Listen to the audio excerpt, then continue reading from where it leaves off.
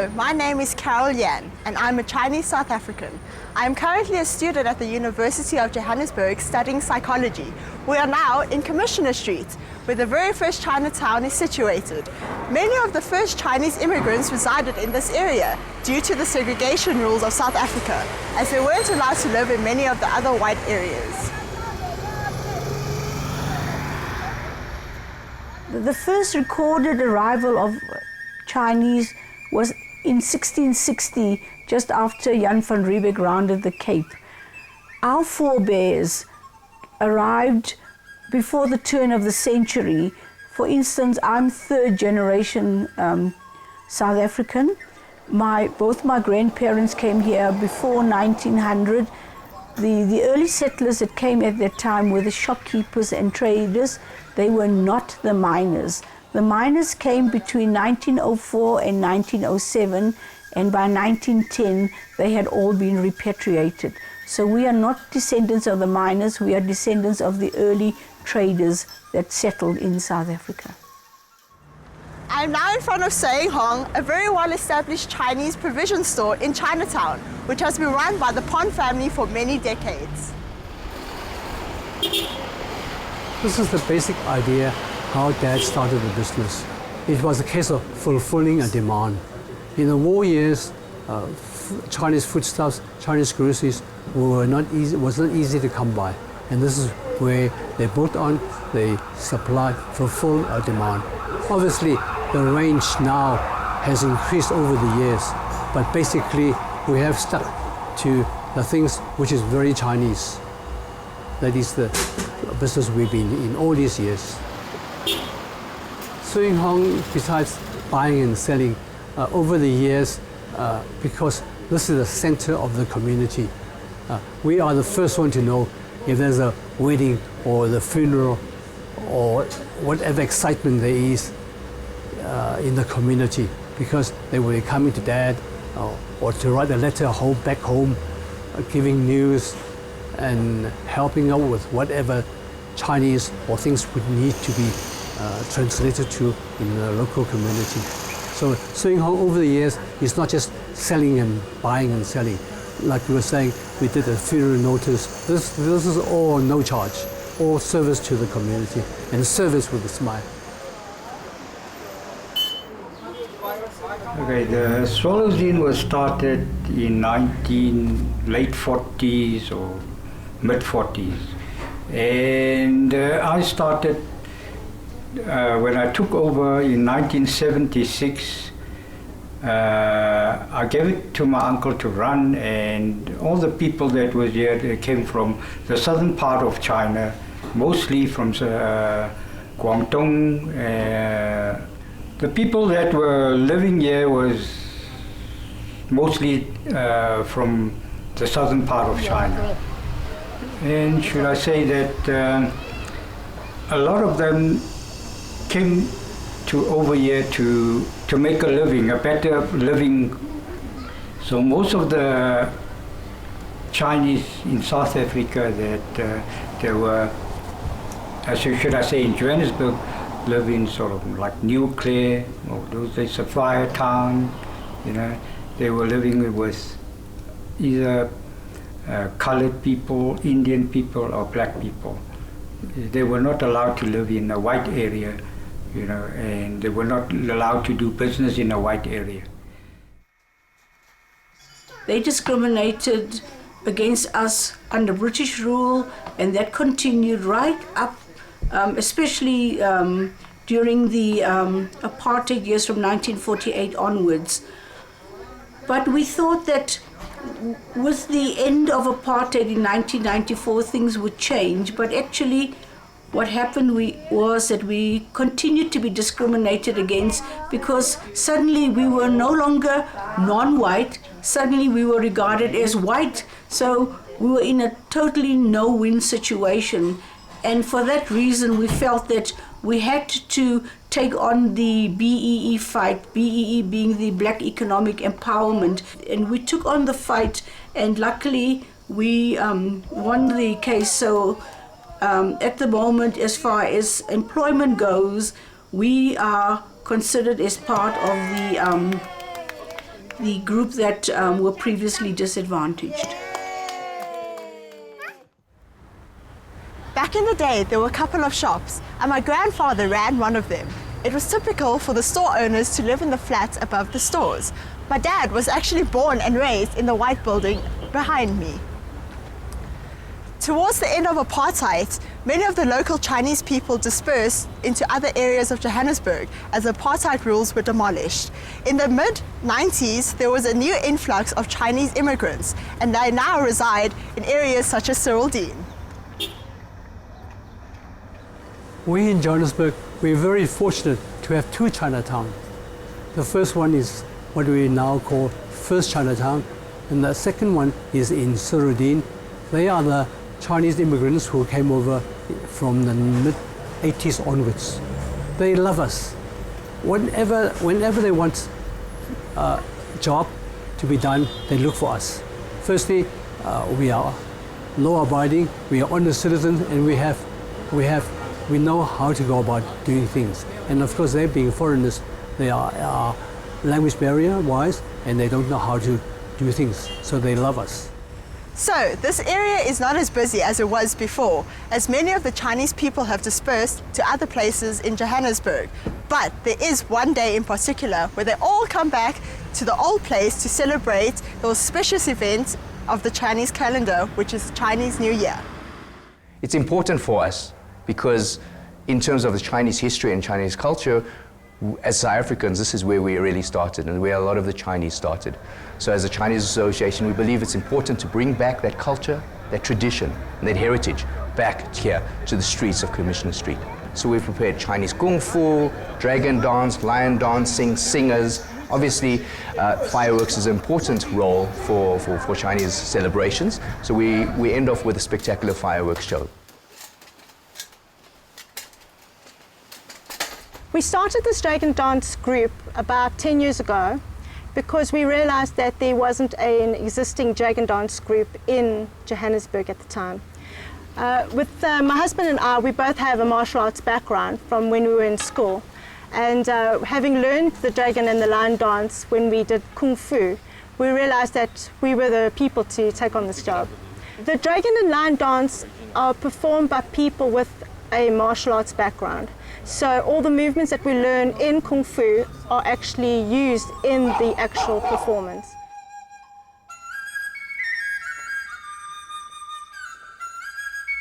Kung Fu is all about discipline. It also creates a well-rounded life for everybody. It's also a way to teach someone to control their emotions and to respect one another. But also one of the main things is that it's also a well-rounded exercise for everybody. Our class is called the Chinese Kuting Shaolin School and the Hongga School. The history of Kung Fu started from 464 AD by a monk called Mo Zhouxi. He traveled and he founded the Shaolin Temple. And he just did just simple exercises for the monks to now exercise and practice. From there, it evolved to be a form of self-defense. Another evolution that came from the martial arts was that they had different animal styles and different forms. You get your forms that are more mainly for the legs, forms mainly for the arms and shoulders. And then you get the very famous ones. You get your tiger, and you get your dragon, and your mantis. So that's pretty much the history of it. And from there, it spread throughout the whole of China. For the demonstration, we're going to be doing lots of agile and rigid movements, right? So the rigid movements are more for the southern form. Southern style of martial art, that's just very hard. While the fluidity is more of the northern style. Okay, now the reason why for the two differences is that southern people are very, very muscular. Northern people are very skinnier, just put it that way.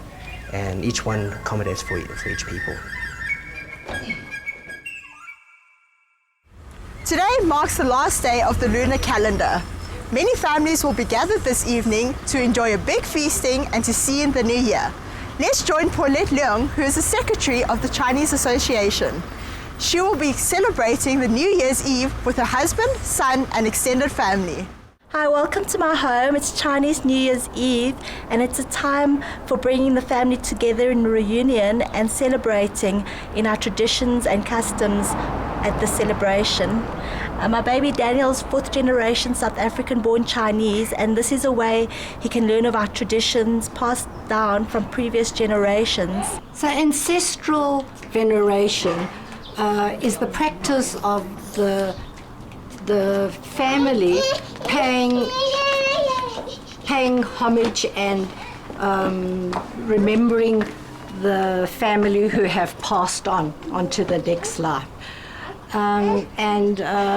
It's a practice which is very common in the Chinese society because the Chinese believe in the afterlife, and so in this way they remember the ones who have passed on, and they also wish the ones who have passed on happiness and good fortune in their next life.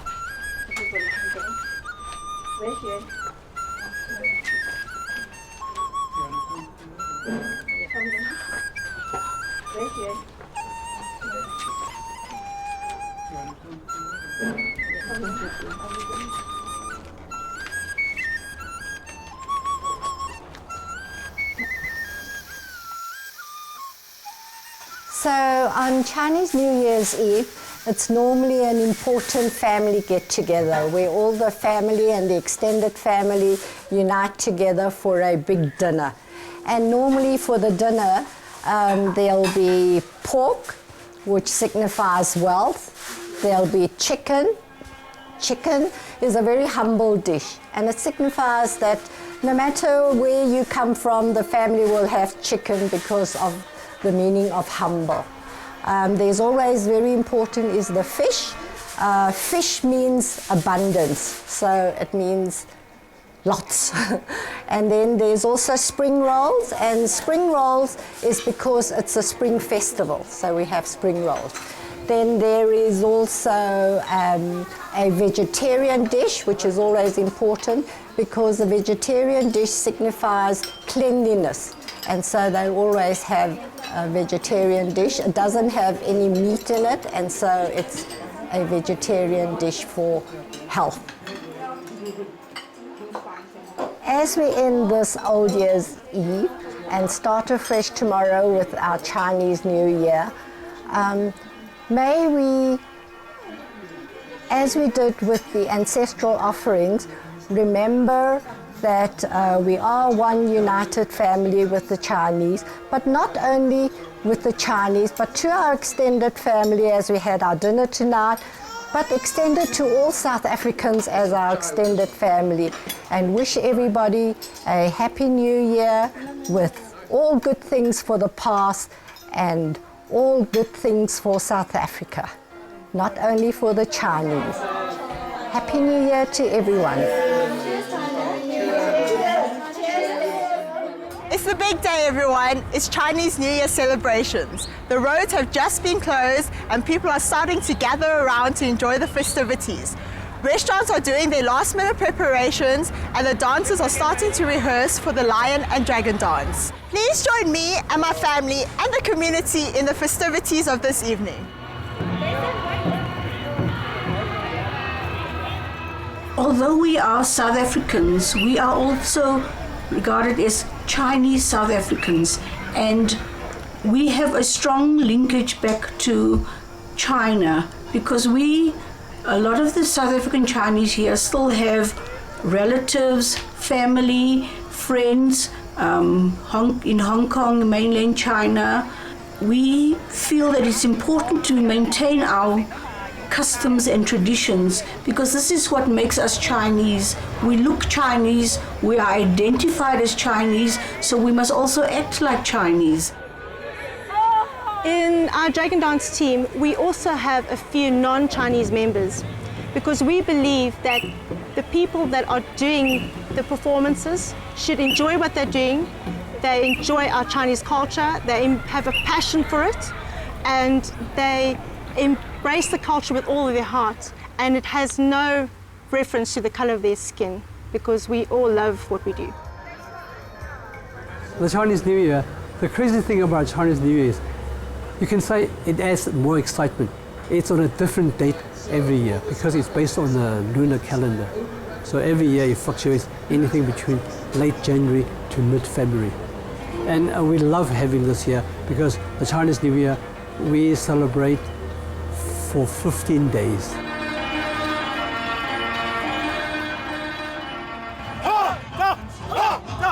Why is Kung Fu or any martial art in any of our celebrations?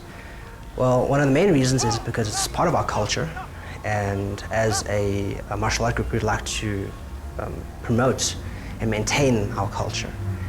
And by doing these demonstrations, we're actually showing the community that martial art isn't just for a specific type of people, it's for everybody, young and old.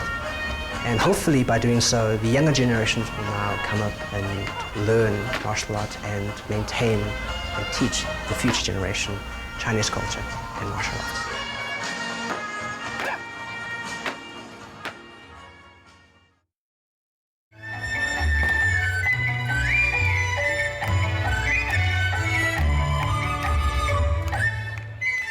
We as South African Chinese, we have learned all of these Chinese cultures and customs from our parents and our grandparents who have been in South Africa for many, many, many years. So being so far removed from China, we feel it is very important to keep our cultures and our traditions alive. And I believe that we have a duty towards our children and the younger generation. We want to pass these traditions on so that we do not lose these valuable traditions. They are very important to our culture, and it makes us who we are today. It also instills dignity, it instills pride, it makes us hardworking, and it makes us very proud to be South African Chinese. So Chinese New Year, I believe, is an important part of South African culture, and can play a crucial role in the building of South Africa as well. Chinese people and the Chinese culture have lots to teach. The importance of Chinese culture in bringing people together, unifying people, thinking about the past, reflecting about the past, thinking about the future. Where do we go to the past, to the future? And how do we work together is a very important part, and I believe that can help us in the new South Africa. The lines, we normally do a sequence. It's also a bow to the royalties or important people. We normally do it in sequence, so the two lines come together and practice their bow. And also the back of the line is very important. They control the front to tell them what the next move is. That's why it's very important and also the beat of the drum. When they do the bow, the drum has to go faster and slower to actually get in time and make the dramatic appearance when they perform.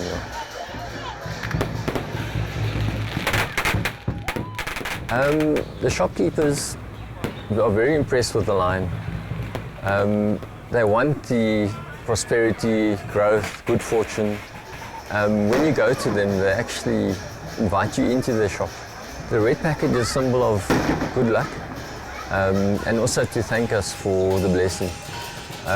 Normally there's money in it, from 5 cents to a few thousand rand, depends on the shop owner, how he appreciates us. And then he lights the crackers to scare the evil spirits at the end. So fireworks is another integral part of Chinese culture and Chinese tradition. Fireworks have been used for many, many generations and many centuries. And in essence, fireworks is used to scare away the evil spirits. So in keeping with the tradition, fireworks are lit throughout the evening, and each shop also has the burning of fireworks to scare away the evil spirits at those shops there, and then the lion dances around as well.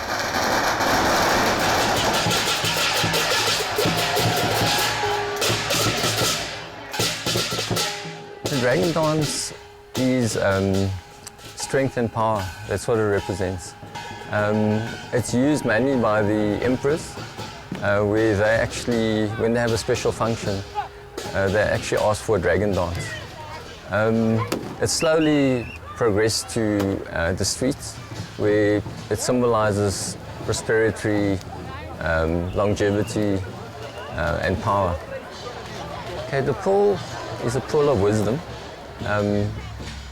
The dragon follows the pool to find wisdom. That's why when you do different moves with the pole, the dragon head has to follow. If the pole goes down and up, the actual head moves with the pole, like trying to chase it and actually eat it. In other nationalities, dragons are actually scary. But the Chinese culture, we believe it's power, longevity, bringing happiness to people.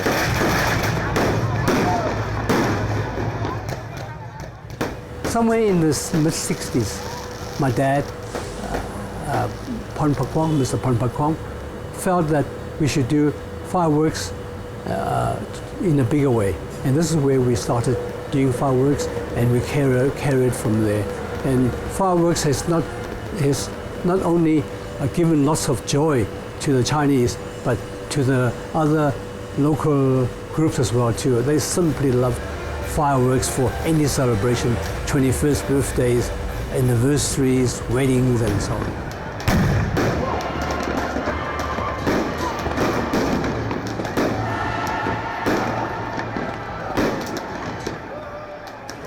As the fireworks symbolize the warding off of the bad spirits, I wish all of you, on behalf of the Chinese community, the very best for the new year. I am Carol Yan. I hope that you enjoyed learning about my culture and gained some knowledge about the Chinese South Africans. I wish all your years are filled with prosperity, happiness, and good health.